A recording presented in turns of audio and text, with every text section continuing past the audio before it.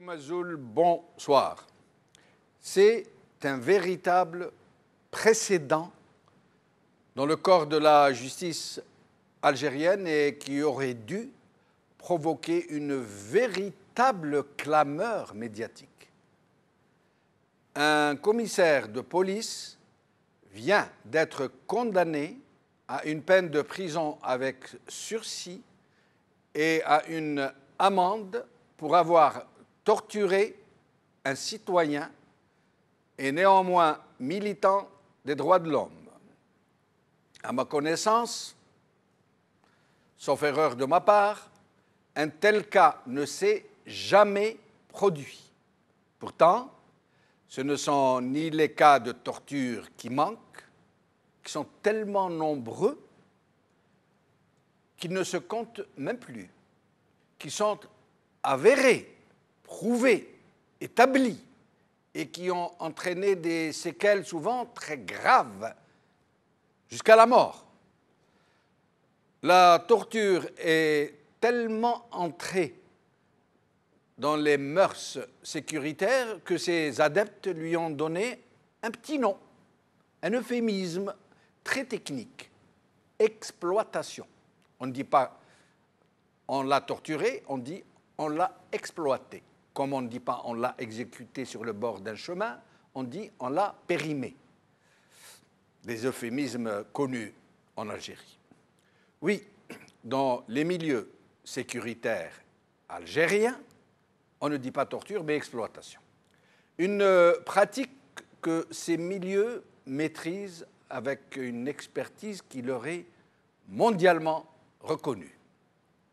Et les plaignants ne manquent pas non plus, qui ont porté plainte et qui tous, à ma connaissance, ont été déboutés, voire menacés, contraints de retirer leur plainte. Alors, qu'est-ce qui a fait que ce commissaire ait été condamné à 6 mois de prison avec sursis et une amende pécuniaire? Tous ceux qui connaissent le mode de fonctionnement de la justice algérienne savent très bien que jamais un magistrat algérien ne peut se permettre un tel verdict s'il n'a préalablement reçu le feu vert, voire l'injonction de le rendre. Et donc, toujours à mon humble avis, ce verdict n'en est pas un, mais une décision politique. Le tout est de savoir pourquoi. Est-ce que parce que l'Algérie était à ce moment, au moment du procès, sous les feux de l'ONU, le feu de la rampe, de l'ONU en matière de violation des droits de l'homme? Le régime a-t-il cherché à disposer d'un verdict où il pourrait se targuer que sa justice condamne même les commissaires de police lorsqu'ils torturent des citoyens? Ou devrions-nous dire, honni soit qui mal y pense, pourquoi, après tout, ne pas envisager une véritable volonté politique d'aller vers plus de droits, vers moins d'abus? L'État algérien peut très bien, après tout, avoir compris qu'il ne peut plus protéger ses nervis zélés, souvent sadiques, qui assouvissent des perversions psychopathiques, en se cachant derrière l'uniforme et le sceau de l'État. En tout état de cause, quelles que soient les motivations qui ont conduit à ce verdict, il ne fait pas de doute que ce dernier a été exigé par le pouvoir politique. Aujourd'hui. Le Matin d'Algérie. Un ancien chef de sûreté condamné à 6 mois de prison par le tribunal de Souguer, par Khaled Ourar. Algérie part. Souguer.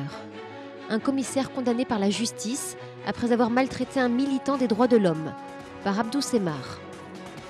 El Watan. L'Algérie épinglée par le Conseil onusien des droits de l'homme, par Salima Tlemceni.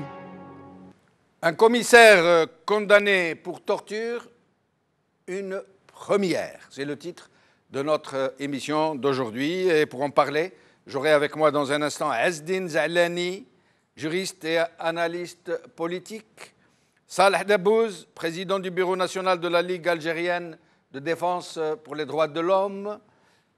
Ahmed Maansari, président du bureau de Tiaret de la Ligue algérienne de défense pour les droits de l'homme, et lui-même victime donc de ce commissaire. Et nous allons commencer par lui. Ahmed Maansari, merci d'être avec nous. Salam alaikum. Salam. Oui. تحية لكل مشاهدين قناة المغاربي. أهلا بك سي معنصري.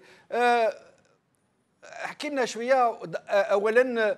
الكوميسار هذا حكمت عليه العدالة الله أعلم ب6 شهور حبس و20,000 دينار غرامة. نعم حكمت عليه ب6 mois سوسي ودينار. وأنت كنت تنتظر حكم كما هذا يعني في الحقيقة؟ لا ما كنتش ننتظر باسكو نعرف انا اكبر انسان يتعامل مع السلطه ويتعامل مع الشرطه ومع مع العداله. انا ما كنتش نتوقع في هذا الحكم. انا كنت نتوقع يعطوا له براءه باسكو انا اونجاجيت فيها مع الاستاذ صالح دبوس اللي كان هو المحامي تاعي. اونجاجيت فيها وكنت يعني متوقع ان تكون براءه باسكو انا في شغل عندي في المعلومات البسيطه انه جامي ان بوليسي ولا ان كوميسار ولا في ذا المستوى جامي وقعت له ادانه في المحكمه. يعني قاعد تاكد لنا باللي هذه السابقه عمرها ما صارت باش يعني واحد ان اليمون دي سيرفيس دو سيكوريتي ولا دو لارمي ولا كونداني بور تورتور سور ان سيتويان. جامي صرات. سي فري جامي صرات وجامي يعني فتنا على امور يعني تجاوزات تاع السلطه ولا تاع الشرطه ولا على مستوى وطني. جامي حدث هذا الامر انه وقعت ادانه المسؤول في جهاز الشرطه ولا في جهاز العداله ولا في اي جهاز. احمد معنصري على حسابك انت يعني كيفاه يعني العداله قررت القرار هذا كما هذا هكا يعني اللي سابقه في الحقيقه واحد ما كان ينتظروا. سي انا ما كنتش ننتظرها وما من الزملاء اللي في الرابطه ولا في الزملاء كاين صحفيين كاين كما يعني من شرائح المجتمع ما كانوش ينتظروا في هذه. فينالمون جات انا قراءتي لهذا الحكم تاع الادانه. انا قراءتي هي تزامنت مع التقرير الاممي. يعني التقارير تاع لونو في اللي صارت في سويسرا ولا وي لي ريكومونداسيون اللي داروهم ضد الجزائر. وي باسكو يعني التقرير كان اسود على السلطه الجزائريه. اقعد معنا سي احمد معنصري. دوك نرجعك تحكي لنا واش صرا لك بالضبط في هذه القضيه كيف عذبك هذا الكوميسار هذا. معنا عز الدين زعلاني qui vient de nous rejoindre. Merci d'être avec nous, Azdine Zalani. Merci. Alors, donc, est-ce que vous nous confirmez, vous aussi, que c'est un précédent, cette condamnation d'un commissaire de police pour... ils n'ont pas dit torture, hein, ils ont dit pour maltraitance, ou pour, mais il a été torturé, en fait. Lui, il nous dira tout à l'heure comment. Est-ce que c'est un précédent ? Je ne pense pas sur cet homme qu'il faudrait le voir, mais je pense beaucoup plus que c'est l'arbre qui cache la forêt. Un élément comme cela pourrait effectivement, comme l'a souligné le précédent intervenant, suite à l'inquiétude qu'ils ont par rapport au questionnement. Le procès avait lieu en même temps au questionnement au niveau international. Que le Conseil. Oui, c'est la deuxième question que je voudrais aborder. Conseil des droits de l'homme à Genève. Voilà, le Conseil des droits de l'homme. La scène internationale d'une manière générale et les problématiques liées aux droits de l'homme font beaucoup plus mal au régime qui essaie de se donner, n'est-ce pas, une image démocratique, sereine et respectueuse des droits de l'homme. La réalité, c'est que les choses ne se passent pas du tout comme ça. La première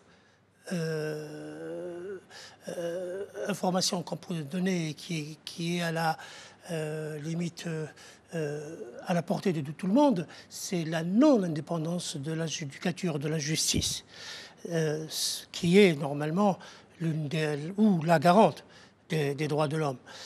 On ne peut avoir un pays qui respecte les droits de l'homme. D'après vous, vous pensez qu'un juge en Algérie peut rendre un tel verdict oui. En toute liberté? Un juge il en a la possibilité? Un juge peut. Mais le problème. Vous y croyez, vous? Oui, un juge, je dis bien un juge. C'est le cas, c'est un sur juge des centaines, sur des milliers, peuvent avoir. Mais c'est un juge qui a rendu ce verdict. Oui, donc il est très possible qu'il l'ait rendu en son âme et conscience. Ça peut se faire, mais le problème des droits de l'homme touche les administrés en premier lieu, c'est-à-dire vis-à-vis de l'administration d'une manière générale. Oui. C'est-à-dire l'état de non-droit. Les différentes questions que pose, c'est au niveau de la santé, le droit à la santé, le droit à l'enseignement, un certain nombre de droits, beaucoup de droits sociaux, mais aussi les droits de l'expression. Quand on sait que les monopoles qui sont sur l'expression, sur l'information, sur le droit de s'exprimer, les libertés d'expression et les différentes libertés fondamentales qui sont complètement ignorées chez nous, et dans le défenseur, est justement la justice. Parce que la justice est là, et non seulement pour rendre le droit ou punir, mais aussi pour faire respecter les libertés individuelles et les droits fondamentaux. Vis-à-vis de qui? Particulièrement vis-à-vis de l'État, de l'administration. Et cette chose-là, cette situation-là est vraiment exceptionnelle en Algérie. Il se peut que, bien entendu, et si tout à l'honneur de ce juge, sachant qu'il pourrait être, en cas d'appel, n'est-ce pas, ce jugement peut être réformé ou aggravé, que sait-on, mais on ne peut qu'effectivement tirer chapeau à ce juge. Lui tirer chapeau même s'il a agi sur injonction? Pardon? Même s'il a agi sur injonction politique? Il peut ne pas avoir agi sur injonction, il peut avoir agi... Qu'est-ce que vous croyez, vous, personnellement? Moi, je crois que le système lui-même est à justice, c'est-à-dire qu'il est à côté complètement de la justice et des droits de l'homme. Moi, personnellement, en qualité de simple citoyen, mais qui connaît bien le système judiciaire en Algérie, moi, je dis qu'il est impossible qu'un juge puisse rendre un tel jugement dans un cas de torture s'il n'a pas reçu l'aval politique. Pourquoi? Parce que je connais des milliers de cas, peut-être même des dizaines de milliers de cas de torture avérés. Il y a même des gens qui sont allés à la justice, qu'on a énucléés, on leur a enlevé un œil. Donc il n'y a pas de plus grande preuve que cela. Et ils ont été déboutés, et ils ont été menacés, obligés de retirer leur plainte. On ne connaît pas, du moins moi je ne connais pas, de procès où les tortionnaires ont été condamnés. Je suis d'accord. Donc je ne peux pas imaginer qu'un juge en Algérie, qui fait partie du système, ait pu donc décider de lui-même. Je suis d'accord avec vous sur le fond. Oui.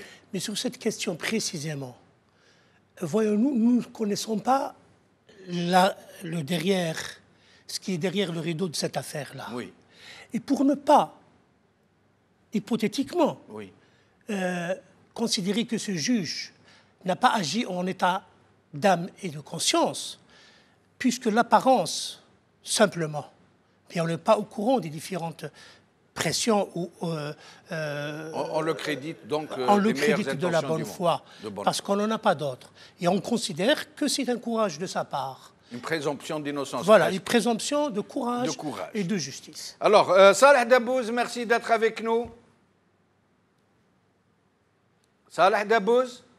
Oui, je suis avec vous. Merci. Alors, Salah Dabouz, je rappelle que vous êtes président du Bureau national de la Ligue algérienne pour la défense des droits de l'homme et que vous avez suivi vous-même cette affaire. Qu'est-ce que vous pourriez nous en dire? Ce que je vous dis, ce que je peux dire sur cette affaire, c'est que, contrairement à ce qui peut apparaître comme une décision encourageante, moi, c'est pas la décision qui a attiré mon attention, c'est beaucoup plus ce qui s'est passé dans l'audience qui a duré, je crois, 4 heures, 3h30 ou 4 heures. Alors, c'est toute la matinée qu'on avait débattu de ça. Et donc, pendant l'audience, j'étais choqué par le comportement de soit France qui ont tout fait pour influencer la décision des juges et lui faire comprendre qu'ils sont très bien appuyés et que à ce qu'il.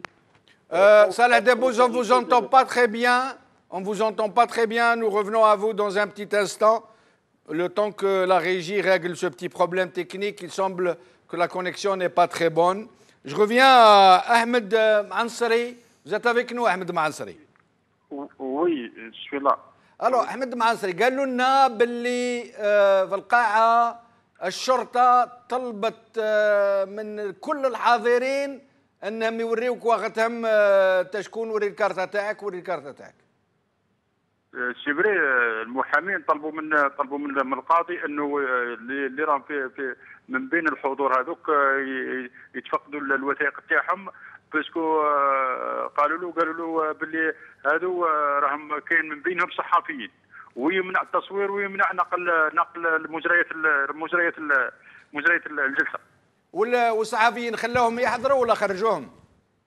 لا خلاهم، قال لك الا يعني الفوتوغراف اللي ممنوعه، اما يريحوا. بس هذه عادي في الجزائر في القاعه تاع كيف يقولوا لا سال دوديونس، كيف يقولوا بالعربيه لا سال دوديونس؟ قاعه الجلسات ممنوعه صور، ولكن احكي لنا احمد معنصر. الجزائر ممنوعه، في الجزائر ممنوعه. انا خلاص دونك ما راهم في القانون، ما ظلموا حتى واحد. احكي لنا احمد معنصري كيف صارت لك القصه هذه مع هذا الكوميسار هذا؟ أنا في 7 من شهر رمضان 2016، يعني 7 أيام وإحنا صيام، جاتني استدعاء من طرف الشرطة أمام قصر شلالة. أنا كنت في ذاك المومو كنت مريض، هي كانت عندي عز بيوم وب3 أيام من طبيبين مختلفين. المهم انا قدمت العجز الطبي تاعي للمصالح تاع الشرطه هنا باللي ما نقدرش نلتحق بهم، اجلوا لي. المهم لو 12 رحت الساعه تاع الصباح على اساس بان نلتقي بهذا الملازم هذا اللي كان راح يحقق معايا. التحقت بمركز الشرطه، استفسرت عن هذا الملازم هذا، قالوا لي مازال ما دخلش. ريحت حتى ل 12 قلت لهم ودي نروح نصلي. رحت قالوا لي تقدر تروح تصلي نورمال، ما كان حتى مشكل، تولي الوحده تصيبوا هنايا. انا تلاقيت مع واحد في الباب، قال لي واش راك دير هنا؟ قلت له دير عندي ان كونفوكاسيون من عندكم من عند لابي جي. قال لي بصح على واه؟ قلت له ودي ما على باليش. قال لي ودي نورمالمون انت ما عندكش قضيه. قال لي احنا باسكو وقيلا الكوميسار عم العميد الشرطه عم كونفوكيكم كاع انتم تاع المجتمع المدني، ما تعرف راكش ما عنده اجراء. ليسونسيال انا رحت صليت وليت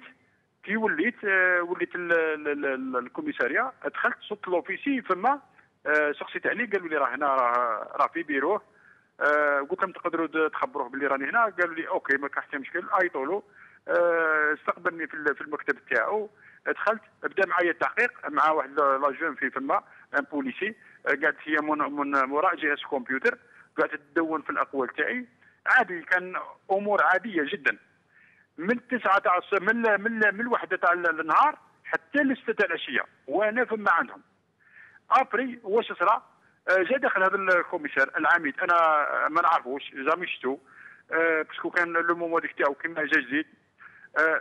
دخل، شوف كي سقسى عليا قال له ماذا شكون؟ قالوا له هذا هو احمد منصري. وي قال له هذا هو. ديجا دخل عندي، النظره تاعو تاع يا ودي كان فيها امور بزاف. المهم ليسونسيال دخل راح للجهاز الكمبيوتر، قاعد يقرا في المحضر من جهاز الكمبيوتر. من بعدها كي قرا خزر لوفيسي هذا، قال له ودي هذا ماهوش محضر يا حضرات. انا كنت لو طون هذاك فما كنت نقرا فيه، كنت باسكو قال لي قراه لوفيسي، قال لي كي ما تلقاش حاجه ماشي من اقوالك قلنا نصلحوها ولا نحذفوها. قلت له اوكي، قعدت نقرا.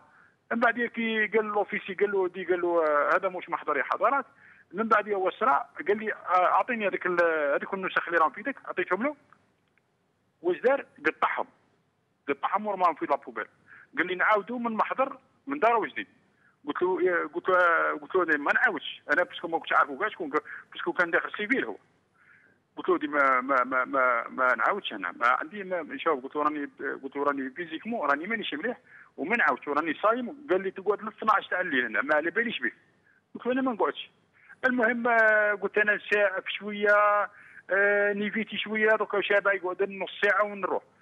ليسونسيال زدت معاه سقساني على رشيد نكاز، سقساني علاقتك بالمغاربيه تاعي، سقساني علاقتك بالمعارضه تاعي، قلت له هذه امور شخصيه وهذه ما عندك حتى سلطه عليها، وانا راني جاي نحقق في زوج قضايا شكوى مقدمها بي رئيس المجلس الشعبي البلدي باللي اني راني نشوه الصوره في قناه المغاربيه وننقل احداث وامور، والثانيه من 3 بلطجيه اللي هما خدمتهم هنا السلطه المحليه على اساس باللي هما اعضاء ومناضلين في الرابطه خدمتهم، وهما اتاكوني ماذا احمد معنصري ماذا بك تروح لنا مباشره في الوقت اللي بدا يعذب فيك؟ لو طون اللي بدا يعذب فيا، المهم ثم ضربني قال لي ما تهدرش معايا كيما ضربني ليسونسيال، ضربني راسي على الحيط، من بعد انا فقدت التوازن تاعي باسكو ضرب لي راسي على الحيط، من بعد اتاكوني لا بوليس هذوك تاعو خرجوني لاكاي اتاكوني لا بوليس، من بعد وسرا من بعد علقوني بالاقلال تاع المينوت، علقوني في لي زيسكالي، علقوني خلوني واحد ان كاردير هكذا، من بعدها نهار شافوني شغل شويه رحت فيها ديكراديت، لحوني في الارض، واسعوا عليا الماء، قاسوا عليا الماء البارد، كوماش هذاك الماء البارد كنت نموت، كنت نموت باسكو كنت حاسس روحي باللي سي ما بقاليش. ليسونسيال من بعد جروني داوني بقاو يصوروني، داوني واحد البيرو علقوني في حاشاك في واسمو تاع الروغار تاع خارج من السطح، واساوني بلي مينوت فما، علقوني فما وخلاوني، قالوا له واحد البوليسي من الشرطه العلميه صوروا، قال لهم ودي ما نصوروش انا ما نصوروش، قال لهم اللي بغى يصوروا يجي يصور. ليسونسيال واش داروا؟ طلعوني للسبيطار للصحه الجواريه تاع قصر شلاله، طلعوني فما دخلني عند ميدسان من الباب الخلفي، قالوا له هاو هذا هو احمد منصري. المهم قلت له طبيب شوفني كذا راني مانيش مليح، قال لي لا ديجا ضربني واحد هنا للرقبه، قال لهم هو خاطيني، ايا ثم خرجوني لحوني في الاخرى، عاودوا رجعوا لي ليمينوت. المهم جاو خارجين لي بوليسي معاه من عنده، ركبوا داروا جيلوات، هبطوني الكوميساريه، لحوني في لاكاي وبداو يرموا عليا في الماء، ومن بعد سحبوني داوني لواحد الفواتير صغيره، سياره صغيره، خرجوني من لافيل كاع، من لافيل، عندنا واحد لو ستاد فما ايور البلاد خارج البلاد، قاسوني فما قال الله اكبر، رماوني وراحوا خلاوني. فيما بعد كي رحت للطبيب باش يدير لك سيرتيفيكا ميديكال واش صرا؟ كي رحت للطبيب فما باسكو لجا ليا واحد صاحبي عيط له، جاني رفدني عداني للسبيطار، كي داني للسبيطار المهم الميتسا هذه شافتني، هي قلبتني كل شيء، دارت لي كاع واسمو، ومن بعد قالت لي مع من دابز، قلت لها دابز مع دي جون كيما هكذا وشي في الشارع، ما حبيتش نقولها لابوليس باسكو قلت لها لابوليس ما راح دير لي والو باسكو باش تخرجني كاع. المهم ليسونسيال دارت لي دو جور فيها عجز طبي، من بعد القسم الجراحه اوسبيتاليزي، من بعدها جات قالت لي اعطيني السيرتيفيكا اللي عطيتها لك بان نزيد لك فيها نديلي، وكان لا سي بون السيرتيفيكا خرجت وراحت. اي بيان واش ديكوفريت انا؟ من بعد ديكوفريت بلي الكوميسار والمدير تاع السبيطار ورئيس البلديه كانوا غالقين عليها في الشومبرا. من بعد نهار قلت لها ما نعطيهاش، قالت لي يا ودي راك درت لي مشاكل كبيره. تسمى على حسابها كون عرفت بلي لابوليس ما كانتش تعطيك سيرتيفيكا ميديكال. صدقني كون عرفت مع لابوليس الا كانوا يخرجوني من السبيطار ووقع ضغط على بالك باللي كنت راح نقعد 3 جور، على بالك بتالمو لا بريسيون اللي داروها عليها خرجتني لو دوزيام جور الصباح، خرجتني قبل ما يخرجوا اللي نورمالمون يخرجوا في ذاك النهار. بارك الله فيك احمد معنصري. صالح دبوز معنا. Salah Dabouz? Oui, je suis avec vous. Ah là, très bien, on vous entend très bien là. Salah Dabouz, donc qu'est-ce que vous pensez de cette affaire? Écoutez, alors, contrairement à ce que peuvent comprendre les gens qui n'ont pas accès aux détails de cette affaire, voyons une décision de condamnation contre un commissaire, les gens peuvent dire que bon, ça commence à marcher, il y a des gens qui sont quand même condamnés, etc. Or, ce qui s'est passé comme débat dans l'audience a fait ressortir des choses très graves, c'est des pratiques graves, mais qui n'ont pas, c'est-à-dire qui n'ont pas interpellé le ministère public. Normalement, ils doivent ouvrir une enquête sur chaque dépassement grave qu'on avait soulevé. D'abord, quel a été le réquisitoire du ministère public? Le procureur, qu'est-ce qu'il a exigé comme peine? Le procureur a simplement dit 4 ou 5 phrases. Il a dit, puisque nous avons un certificat médical qui prouve qu'il y a bel et bien coups et blessures, qu'il y a dédommagement et un arrêt de travail de 5 jours, dans ce cas, nous sommes obligés de demander ce que la loi l'exige, c'est-à-dire 2 ans de prison ferme et 20 000 dinars d'amende. Le procureur a demandé 2 ans de prison? 2 ans de prison ferme et 20 000 dinars d'amende. C'est une première, là, franchement. Non, non, ce n'est pas une première, c'est ce que la loi exige au minimum. Ah, ça veut dire que c'est déjà arrivé que le ministère public exige des peine contre des représentants des forces de sécurité? Non, le monsieur était devant le juge en sa personne, pas en tant que commissaire. Il y a un citoyen qui s'appelle Tayyib Mnawar, je crois, en tant que citoyen. Il était là accusé de coups et blessures. Il y avait un certificat médical contre ce monsieur. Et tous les débats ont prouvé qu'il y avait bel et bien un coup et blessure. Donc le ministère public n'avait qu'à demander ce qu'exige la loi dans un cas pareil. C'est-à-dire, le minimum, c'était 2 ans de prison ferme et 20 000 dinars d'amende. Ça, c'est technique. Ce qui m'a choqué, moi, personnellement, ce sont les choses qui se sont déroulées pendant toute l'audience. C'est-à-dire, d'abord, premièrement, on a compris qu'il y avait un médecin qui avait subi des pressions et qui était, Mansour Ahmed était présenté devant ce médecin avec des policiers et que le médecin avait mis dans le certificat médical qu'il n'y avait rien à signaler, alors que Mansour Ahmed était blessé. Et le médecin avait dit, et le certificat, on l'avait, on nous l'a montré. Le médecin assermenté avait rédigé un certificat prouvant que M. Ahmed n'avait rien, alors qu'il était blessé devant lui. Et il lui a dit la ghalib. Mais Ahmed Mansari lui avait promis des poursuites après. Il lui avait dit ça ne va pas se passer comme ça, je vais déposer plainte contre vous. Et donc c'est une pratique courante que les médecins aient peur de prescrire des incapacités pour des gens qui ont été torturés par les services de sécurité? Je vous avoue que c'est la première fois que je vois ça. Normalement, un médecin n'est pas sous l'autorité d'un policier. Il doit faire son travail correctement. Et ensuite, le patient doit être présent devant le médecin sans la présence des policiers. Or, dans ce cas, M. Ahmed a dit au juge que quand j'ai dit au médecin je ne suis pas normal, je suis Rani Daïr, etc., j'ai des problèmes, il y avait un policier derrière lui qui l'avait giflé. Et le médecin regardait ça, et malgré ça, il avait rédigé. C'est en sortant de chez ce médecin que Mansour Ahmed est allé voir un autre médecin dans l'hôpital, parce que là, c'était dans un dispensaire, il est allé dans un autre hôpital, dans l'hôpital d'Orsa-Sulela, et il a dit à la dame qu'il avait examiné qu'il a été agressé par des gens, il n'a pas précisé que c'était des policiers.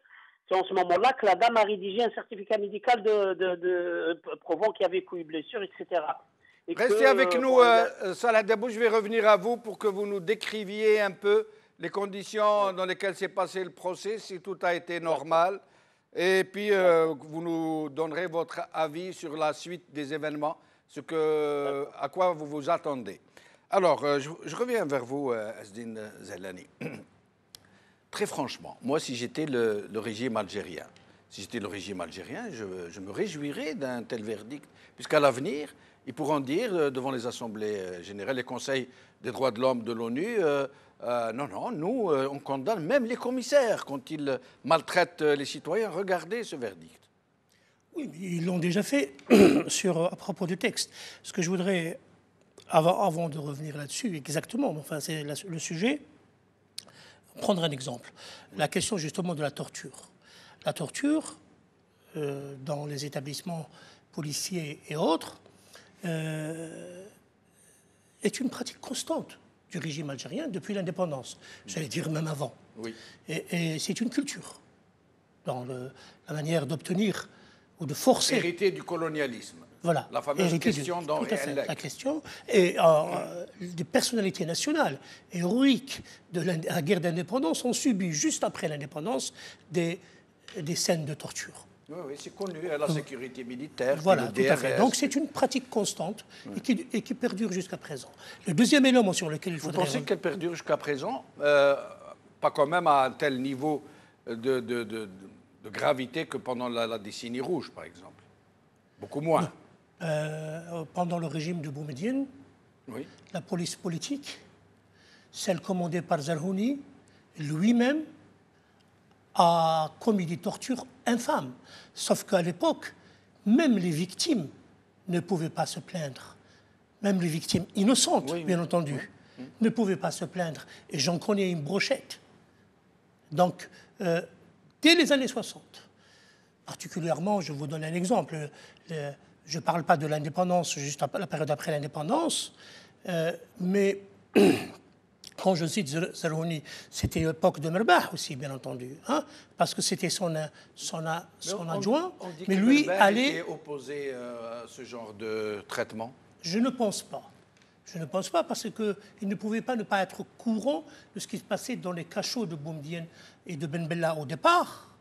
Et puis, suite par exemple aux attentats de Sbiri et à la tentative de Sbiri et à l'attentat de Moussa Zerouel qui s'est effectué 2 ans après, des dizaines, sinon des centaines de personnes de certaines localités algériennes bien précises ont été torturées à tort.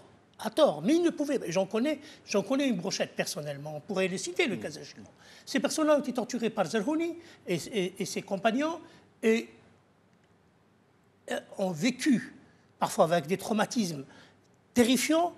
Je peux en citer un, par exemple, sans citer le lien de parenté que j'avais avec lui, qui a été torturé par les Français pendant la guerre d'Algérie et qui, montrant son dos, il y avait des lamelles, n'est-ce pas, de chair suite à l'affaire de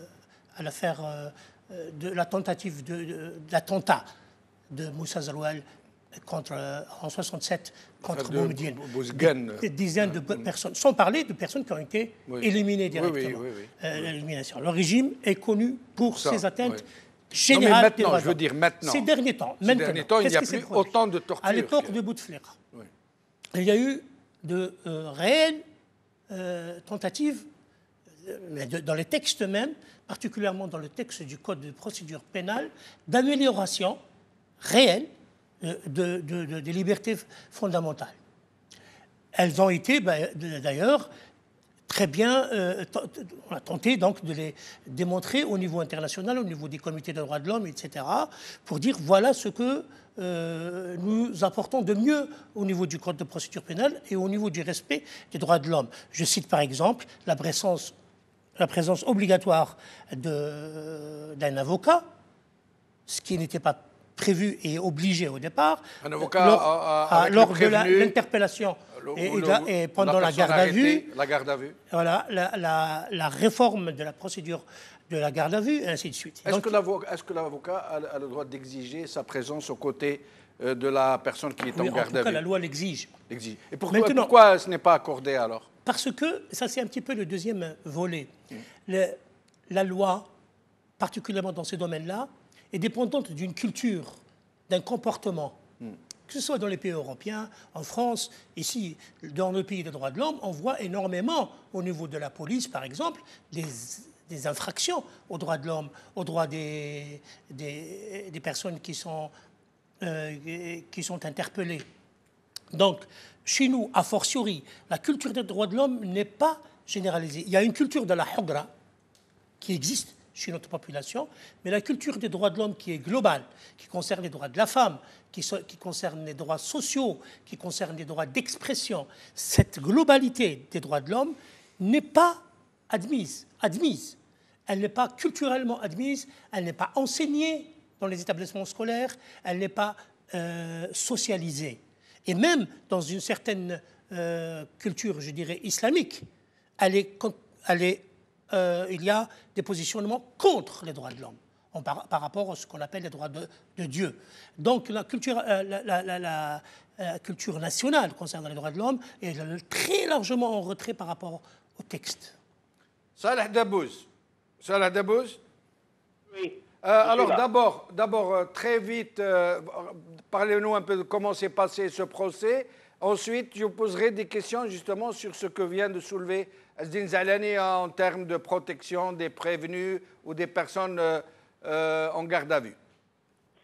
Je veux juste souligner que, contrairement à ce que pense votre invité, l'avocat n'a pas le droit d'assister un détenu en garde à vue chez la police, ni à assister à sa déclaration d'interrogatoire. Il a juste le droit de le voir 48 heures après son arrestation, juste de le voir, c'est tout. Ça veut dire que quand il est interpellé, arrêté, il n'a pas le droit à la présence de son avocat, qui ne peut le voir que 48 heures après. Ça veut dire quasiment à la fin de la garde à vue légale. Et c'est juste pour constater que physiquement, il n'a pas été dégradé, j'allais dire. C'est pour le voir, bonjour, en même titre qu'un membre de sa famille, pour 5 ou 10 minutes, et après il quitte les lieux.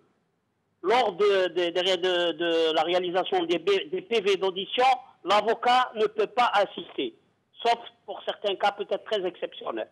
Dans le code de procédure pénale actuel, il n'est pas exigé, parce que par exemple en Tunisie, un avocat est obligatoire, l'audition est nulle et sans effet, et celui qui la réalise peut même être sanctionné s'il n'y a pas d'avocat. Ça veut dire en Tunisie, par exemple, c'est comme disait Azdine Zalani à l'instant, dès qu'il est arrêté, il a le droit à la présence de son avocat à ses côtés. Non, pas tout de suite. Oui. C'est-à-dire même en Tunisie, c'est, je crois, 48 heures, 24 heures après, mais aucun PV ne peut être réalisé sans la présence d'un avocat. Ah, d'accord. Le PV, au moment de la signature du PV, il a le droit à la présence de son avocat. Au moment de l'audition. C'est-à-dire les questions doivent être posées en présence d'un avocat. Sinon, le PV est nul et celui qui le réalise peut même être sanctionné. Très bien, très bien. Donc voilà, ça c'est la grande différence. Chez nous, en Algérie, les PV sont réalisés en l'absence des avocats. Et là, il y a tous les dépassements. Vous avez vu le cas de Mansari. Alors, comment ça s'est passé d'abord en audience?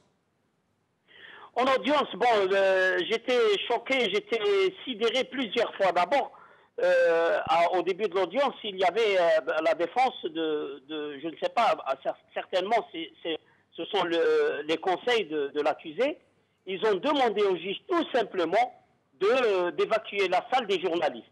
Ils lui ont dit, il y a des journalistes dans cette salle, il faut qu'ils sortent. Et ça m'a mis hors de moi. J'ai réclamé que c'est une audience publique et que le jugement est rendu au nom du peuple et qu'à ce titre, on doit empêcher personne d'entrer dans la salle. Il paraît que la personne qui a été condamnée, le commissaire, aurait dit qu'il avait maltraité le Ahmed Ansari pour obtenir des informations sur vous, Salah Dabbouz? Non, il n'a pas dit ça. Ouais. Il a dit, j'ai jamais touché à Mansari Ahmed, je ne l'ai jamais torturé, rien du tout. Mais il a dit, moi j'ai le droit de collecter des informations sur Mansari Ahmed et même sur son avocat ici présent, Salah Dabbouz. J'ai le droit de collecter, j'ai collecté des informations sur Salah Dabbouz. J'ai tenu le juge à témoin, j'ai dit, je voudrais que vous me donnez ce qu'on appelle ici Ishahad, que ce fonctionnaire m'a espionné, tout simplement parce qu'il n'y a pas de raison de collecter des informations sur moi à mon insu. Salah Dabbouz, oui. Je sais que c'est très difficile pour vous qui êtes sur place, qui êtes réellement harcelé, persécuté, suivi à la trace, mis en examen, mis sous, comment on dit, contrôle judiciaire, etc. Contrôle judiciaire, etc. Mais très franchement, est-ce que vous pensez que ce juge, ce magistrat, a rendu ce verdict en son âme et conscience, ou est-ce qu'il aurait reçu une injonction politique? Je pense que pour des raisons que je ne sais pas, je ne connais pas, que ce juge, on l'a laissé travailler. C'est tout. Très bien. Salah Debbouze, je vous remercie. Au plaisir de vous revoir. Merci. Jamel, juste une petite... Oui. Attendez, si Jamel. Oui, oui, allez-y. Il faut pas penser qu'on a sanctionné un commissaire parce qu'il a fait un dérapage. Il y a même des généraux qui ont été condamnés, qui sont en prison. Donc nous, on peut penser que ce commissaire, peut-être on l'a laissé... on l'a laissé être sanctionné parce que peut-être qu'il vient quelque part. Je ne sais pas. Parce qu'en pleine audience, il a dit j'étais trahi. Il a dit j'étais trahi d'abord par les éléments qui sont sous mes ordres et par d'autres. Très bien, très bien. Il s'attendait à être protégé jusqu'au bout, comme d'habitude. Bon, il est tombé sur le mauvais numéro. Merci beaucoup, Salah Debbouze. Au plaisir de vous revoir. Alors, nous arrivons bientôt à la fin de l'émission. Avant de revenir à Azdine Zahlani, nous avons le plaisir de recevoir Rachid Nekez, qui est avec moi ici, qui doit passer avec Nasser Joudi dans son émission. Merci d'être avec nous, Rachid Nekez. Merci pour votre invitation. Merci, on a voulu vous recevoir à la fin de cette émission pour demander de vos nouvelles. C'est gentil, ça va un peu mieux, ouais. En tout cas en apparence. Hein. Vous êtes en tout cas encore marqué, mais ça va, c'est pas trop grave. Vous avez eu le nez fracturé, je crois. Nez cassé, l'oreille droite qui ne fonctionne plus, donc je ne peux plus rien entendre de l'oreille droite. J'ai eu 2 ITT, donc un de 10 jours et là un autre. Là, je viens de sortir de l'hôpital Lariboisière, donc à côté de la gare du Nord, de 15 jours. Et donc voilà, il a détruit ma vie, ce monsieur, ce criminel. Est-ce qu'il a été arrêté ? Arrêté et aussitôt relâché. Monsieur... Ah, il a été relâché? Oui, bien sûr. Monsieur n'a pas été mis en dépôt Pas du tout. Monsieur est à la maison. Monsieur est dans l'appartement du peuple algérien. normal, Comment ça se fait? Combien de jours d'incapacité vous avez eu? 10 plus 15, ça fait 25 jours. 25 jours, il n'a pas été mis en dépôt? Non. Voilà. Il est à la maison, tranquillement. C'est incroyable. En train de prendre un thé de Wetsouf, normal. Azdine Zahlani, Rachid Nekez a été agressé par le neveu de Saadani. On ne va pas rentrer dans les détails. Il n'en demeure pas moins que Rachid Nekez manifestait devant cet immeuble. Il prenait des photos de la boîte aux lettres pour montrer aux gens qui le suivent sur Facebook qu'il est bien à Neuilly, dans l'immeuble où M. Saadani possède une résidence. Et ce monsieur est sorti. Il a très, très violemment agressé. Au point où on l'a envoyé à l'hôpital. Il nous dit qu'il a 25 jours de prison. Est-ce que c'est normal qu'une telle agression ne soit pas suivie avant date de dépôt? Il y a quelque chose à souligner par rapport aux réactions en Algérie qu'on peut voir. Bon, bien entendu, on retrouve un certain nombre de réactions favorables qui soutiennent M. Nekez et qui sont totalement choqués par ce que lui est arrivé. Ce qui est surprenant, c'est que malgré le fait qu'il a été réellement agressé, on trouve des... Oui, il y a des gens qui disent qu'est-ce qu'il est allé faire là-bas. Contre lui, lui reprochant autre chose finalement sur d'autres questions politiques ou autres, et sans parler de l'agression qu'il a subie. Et ça, c'est quand même assez effarant quand je vous parlais tout à l'heure de la culture des droits de l'homme qui n'est pas populaire, qui n'est pas popularisée, que la réaction humaine, sociale, individuelle, populaire n'est pas... Mais beaucoup de gens, Azdine Zahlani, à qui j'ai parlé personnellement, qui n'aiment pas Rachid Nekez du tout, qui sont contre ce qu'il fait, m'ont dit qu'il condamne de façon très énergique, c'est monstrueux, que c'est inacceptable, que quel que soit leur avis sur Rachid Nekez, ils ne peuvent pas accepter une telle... Ce n'est pas seulement des gens qui sont de l'autre côté du... Donc ça existe aussi. Hein. Oui, il y a effectivement un élan de solidarité à son égard, mais ce qui est choquant, c'est que, par ailleurs aussi, en Algérie, et des personnalités qui s'expriment et qui disent après tout, il a cherché, etc. Lui cherchons d'autres histoires, etc. Et ça, c'est lamentable. Ça, c'est lamentable. Maintenant que la justice suive son cours et que M. Nekez, qui connaît très très bien ces questions-là, continue lui-même individuellement, mais aussi, pourquoi pas, avec un certain nombre de personnes et de personnalités en vue pour le soutenir dans sa démarche, pour alerter l'opinion publique française, d'abord, sur cette horrible chose qui s'est faite. Donc moi, je propose qu'on l'accompagne dans son action médiatiquement et au niveau de tout ce qu'il peut entreprendre. Et c'est pour ça que le Barakallahu fik, Oustad. Barakallahu fik, Oustad. Rachid Nekaz, est-ce que vous le connaissiez, ce jeune homme? Je ne l'ai jamais vu. Lui déclare vous avoir déjà rencontré. Jamais de la vie. Ah bon? Jamais Il y a une vidéo, il vient de faire une vidéo où il dit j'ai déjà rencontré Rachid Nekaz. Pourquoi il dit qu'il me connaît? Il dit je suis le fils de Saad Ali. C'est lui-même qui me l'a dit. Vous savez, ce monsieur ne fait que mentir. Ce monsieur a voulu me tuer. Si la police n'était pas intervenue, je serais mort au moment où je suis aujourd'hui. Il s'est acharné sur vous quand vous êtes tombé? Mais de façon barbare. Et plus de 32 coups de poing et de pied. Ce monsieur ne s'est pas arrêté. J'ai perdu 1 litre de sang. Si la police qui était à proximité n'était pas intervenue, je serais déjà mort et j'aurais rejoint mes parents. Donc ce monsieur a commis une tentative de meurtre. C'est réellement une tentative de meurtre. Ces gens-là vivent dans une impunité totale. Il y a eu 250 000 morts en Algérie dans les années 90. Ces gens-là, comme ils ont été impunis, il ne leur est rien arrivé. Donc ils peuvent tuer des gens comme ça, gratuitement, et il n'y aura pas d'incidence. Et la preuve, il est en liberté. Il est en liberté. Oui, mais il paraît, d'après ce qu'on est en train d'entendre, que les gens, les barons du régime, vous savez qu'ils sont des milliers à posséder des propriétés ici. Quand je dis des milliers, je suis très modeste. Ils sont des dizaines de milliers. Hein, de tous ordres, des militaires, des barons du régime, des grands serviteurs, d'ex-ministres, des barons du régime, hein, des gestionnaires du secteur public, etc.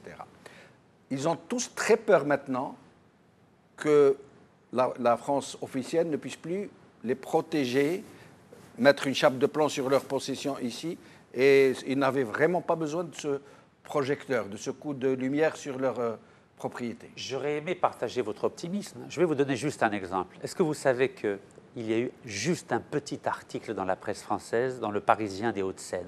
L'AFP, l'agence France-Presse, c'est-à-dire l'équivalent de l'APS algérienne, oui, a refusé catégoriquement de parler de cet événement. Catégoriquement. On dit, dans les médias, on dit c'est un blackout. Total, total. Il y a eu un boycott total des médias français. Même des amis journalistes que je connais ont refusé d'en parler. Ils m'ont dit on a eu un mot d'ordre de ne pas en parler. Donc un mot d'ordre. La presse française aurait reçu un mot d'ordre. Absolument. Et vous pouvez appeler en... Vous savez, hier, j'ai fait le test avec une journaliste. Un mot d'ordre, peut-être, c'est trop dire, peut-être le souhait. Hein? Je vous donne un exemple. Je vais vous raconter. Hier, j'étais avec une journaliste allemande, d'un grand quotidien allemand. J'ai appelé en direct avec elle l'AFP. Et l'AFP a dit texto, on ne peut pas en parler. Bon, l'AFP, à la limite, c'est un organe, comme on dit, officiel quasiment. C'est l'équivalent de l'APS. Ailleurs dans le monde, on en a parlé? Ah oui, en Autriche, on en a parlé. On en a parlé en Indonésie, on en a parlé en Malaisie, on en a parlé aux États-Unis, mais rien en France. En France.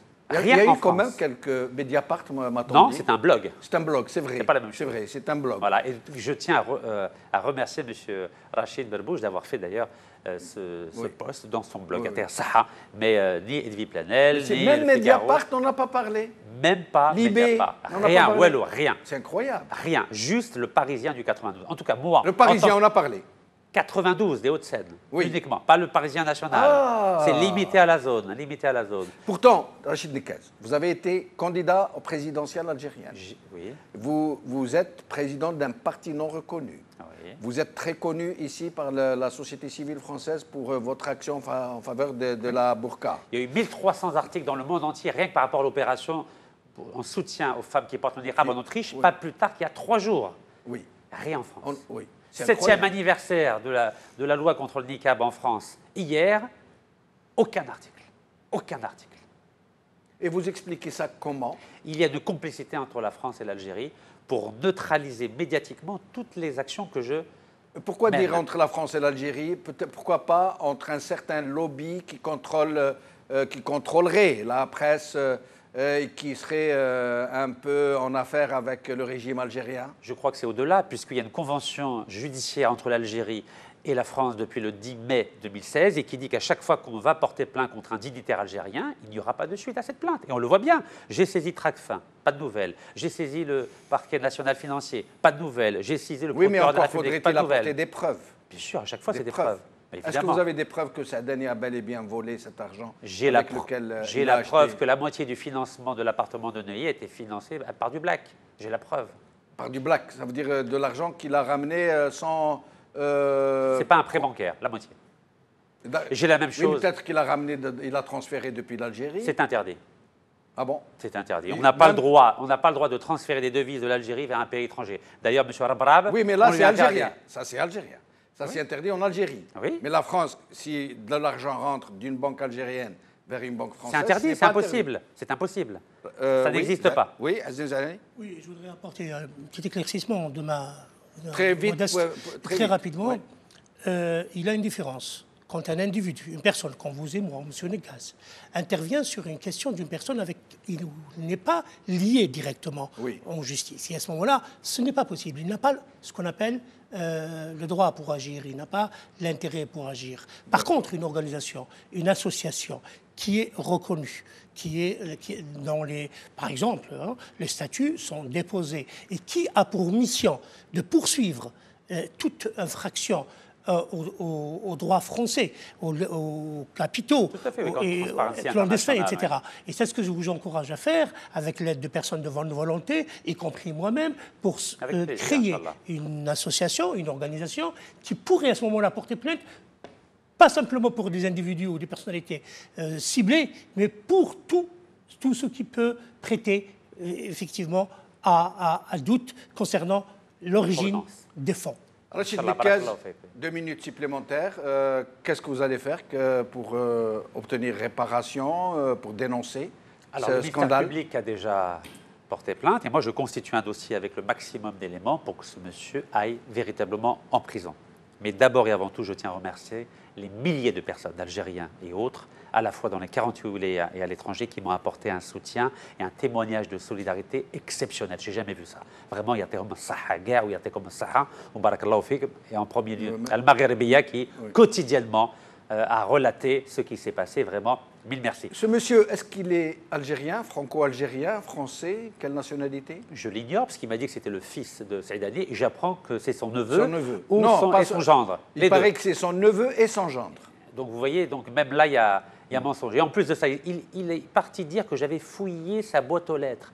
J'ai immédiatement contacté la police et j'ai souhaité que la police scientifique relève les empreintes de la boîte aux lettres et les ADN afin de déterminer si oui ou non j'avais fouillé cette boîte aux lettres. Évidemment que non, et je vais porter plainte contre lui pour fausse accusation. En tout cas, je tiens à remercier M. Si Ali Benflis, qui m'a appelé à 3 reprises, vraiment, il était à Saha, M. Sofiane Jilali, M. Nordin Boukro, M. Al-Harbi Zitout, M. Ali Belhaj, M. Hafiz Daraji, Mme Khadija Bengenna, et des milliers d'autres Algériens, M. Hassan Aribi, qui vraiment m'ont apporté un témoignage de solidarité, mais presque immédiat. Et bien sûr, encore une fois, tous les milliers d'Algériens et d'Algériennes, de Marocains, de Libyens, d'Égyptiens, de Saoudiens, de Mauritaniens. Vraiment, j'ai été...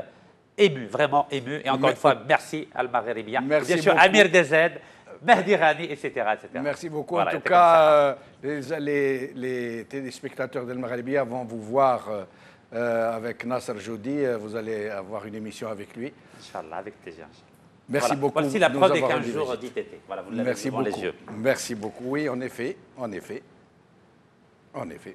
Eh bien, 15 jours d'ITT. L'incapacité temporaire totale est de 15 jours, sauf complications. Voilà. Ça veut dire que ça peut être plus. Et il y a complications. Voilà. Aziz Alani, merci beaucoup. Salah Debbouz, merci beaucoup. Ahmed Mansari, merci beaucoup. Merci beaucoup, chers amis, de nous avoir suivis. Qawala khair, bislama.